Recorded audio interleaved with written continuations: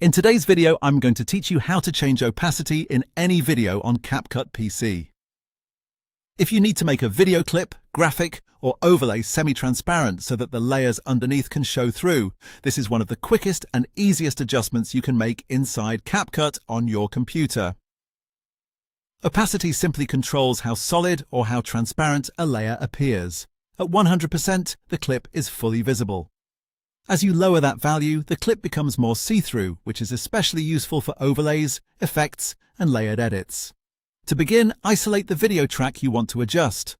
Look down at your timeline and find the specific video clip block you want to modify. Once you've found it, click directly on that clip one time. When it's selected properly, you'll see a clean white frame around it.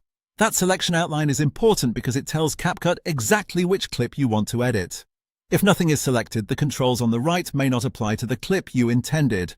Next, move your attention to the top right side of the screen, where the Properties panel appears. This is where CapCut keeps the detailed settings for the selected clip. Make sure you are inside the Video tab, then look for the Basics section. If needed, scroll downward through the options.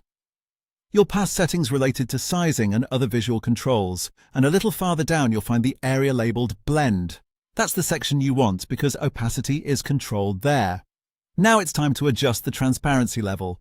Directly below the Blend Mode menu, you'll see the opacity slider. By default, it should be set to 100%. To reduce the opacity, click and drag the slider to the left. If you want a precise value, you can also click into the number field on the right side, type in a number like 50, and then press Enter.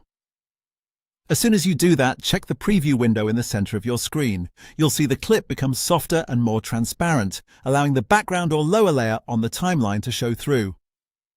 This real-time preview makes it easy to fine-tune the exact look you want. If the clip becomes too faint, just raise the opacity again until it looks right. And that's it. You've selected the timeline clip, opened the video settings, gone into the Basics section, found the blend area, and changed the opacity in just a few quick moves. You're all set.